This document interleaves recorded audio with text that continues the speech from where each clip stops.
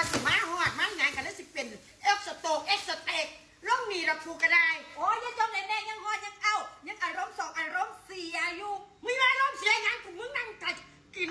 นเอาเจ้า กิน งาน เอา มาแล้วก็เลยอารมณ์เสียซ้ำ มึงก็ไปซื้อเองบ่ อุ้ยไปซื้อบ่ได้ดอกเพิ่นสินยาง แล้วมึงน่ะกูว่ากูสิชวนบักเต้ยไม่ใช่ไม่ใช่มันนอนให้บัวไปนอนบักเต้ยนี่กระโพดกระเลียไส้ตะแม่บักคาฟาดตับฟาดปอดมึงเนี่ย โอ้ยนอนดึกน้องเต้ยน่ะเพิ่นนอนดึกเพิ่นนวด มึงจะว่าแพ้ผัวมึงมึงจะออกรับ ว้ายค่อยเว้าก่อนเถอะจังสิว่าเว้ารับเขาอย่ากระโดดกัน มึ เนี่ ง ย กูดีว่ามึงเป็นคนนิสัยในอีปอด บักกูก็ซื้อมาหน่อยเนี่ยคือว่ากี่ที่เขากี่โทแท้ต่ำเที่ยเดียวกับเบิร์ดแล้วเนี่ย มึงเด็กกูหอยข้อมึงมา โอ้ยดีอยู่ยังซื้อหอยมาฝากอยู่ ใส่ห้าเดียดบ่าย3-4 โมงนี่เป็นตลาดมึงเศร้าอยากได้แล้ว โอ้ยแม่ กูรบเสียแล้วกูฮ้อนบักเต้ยยังใส่เลยมันออกมายัดซอยกู อุ้ยมันนอนอยู่มันต้องไปเอิ้นมันแม่มันสินอนสับหัวแรงให้มันนอนมันอยากตื่นย้ำเด็กแต่มันตื่นย้ำนั่นก่อยสิเฮ็ดแทนมันดอกไป ไปอีกบ่เอ้ยโอ้ยบักเต้ยกับบักคาดก้อยตับก้อยปอดมึงนี่ก็ได้พอดเรียนอนกูสิไปซื้อคว้าคือควักหมานี่มาขังมันไว้ เจ้าจะไปจ้องให้ผัวคอยยังกระดกกระเดียมันสิ กูจะ ตื่ เอา นดอก เกียร์มันก็เกียร์หมูนี่อูดกูระเบิ้งบ้ากี่โพยให้กูงงไขมันน่ะมึงแพ้มันได้ยัง ฉัน เป็ เป็น น น้ำ รัก มึง ของ นะ ฉั นี่ นเข้าใจบ้างไหม มึงจะมาเถียงเป็นน้ำมึงบักเต้ยได้อ้วนก็เป็นน้ำมึงอีปอเป็นน้ำมึงบ้าสุยางสุแนวเดี๋ยวนี้ อันย่างผัวดีเนาะ มึงเนี่ยเหรอมึงมาใส่มึงใส่ตะญาซ้ำไปมันพาแม่ไปตลาดนี่มึงกับไพ่มึงก็พามันกูเอิญมันมึงแพ้มันไว้หยัง แพ้มันไว้ค่ะเบิ้งลูกเบิ้งเต้าเบิ้งบอกเบิ้งเนี้ยนั่นแหละอย่าจมไปสิ กูไม่ได้มันบ้องมึงนี่นะกูบ้องมึงเอาไป มันเป็นผัวเด็กน้อยเขาก็ต้องดูแลมันตัวแม่ โอ๊ยกูว่าเอาแมวเนี่ยกูกันจะเอาเด็กน้อยมาเป็นกูรับใช้ปานนั้น เอาคอยเป็นผู้เฒ่าเกิดก้อนมันเด็กก็ต้องดูแลมันเป็นเด็ก โอ้ยอีปอเนี่ยมันชัวเดี๋ยวบัดนี้คือมันก็ดีครับแต่คำเมาเนี่ย เอา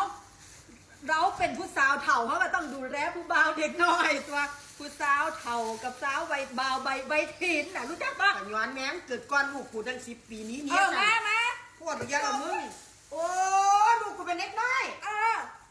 มันเป็นอย่างนั้นมารู้เรียงงานตามคอยมาเจ้าน่ะแม่มาเฮ็ดทั้งกันสองคนน้องเนี่ย ป้าเด็กกูเอาใจลูกกูว่าลูกกูเป็นเด็กน้อย เกิดก่อนมันเกิดก่อน เอาแล้วนี่เขาแล้วแม่แล้วพอหลานหน่อยเจ้ามันหิวแล้วเนี่ยมันไห้เอ้ยลูก โอ้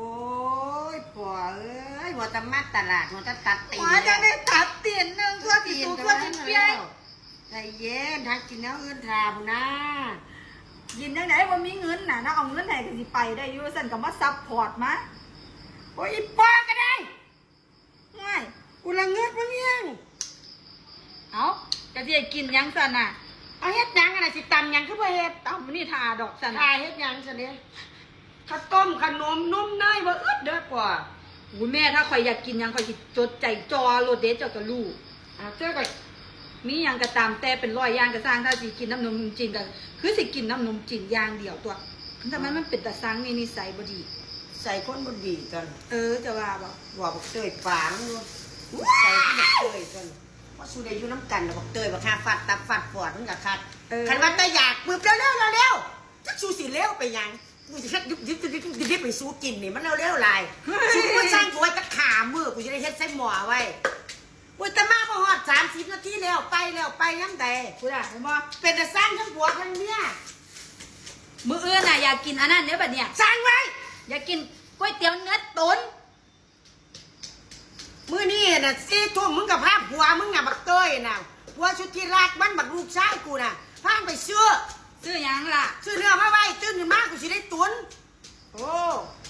เจ้าก็โอนเงินมาไว้บัญชีคอยอันนั้นน่ะรายการโปรดน่ะสิไปซื้อให้ตอนเพิ่นมาแล้วน่ะแม่ เข้าใจผิดหรือเปล่า บ่ได้เข้าใจผิดล่ะ เข้าใจว่าเธออยากวันนี้จะเป็นอย่างว่ารายการโปรดของฉันบัดนี้ อ้าวก็โอนมาตัวเนาะ เอ้า คอยอยากเจ้าก็เป็นคนจ่ายแล้วก็เฮ็ดไปพร้อม มานั่นออกมาแท้บอกน้อยๆนี่สิไล่มันหนีทั้งคู่นี่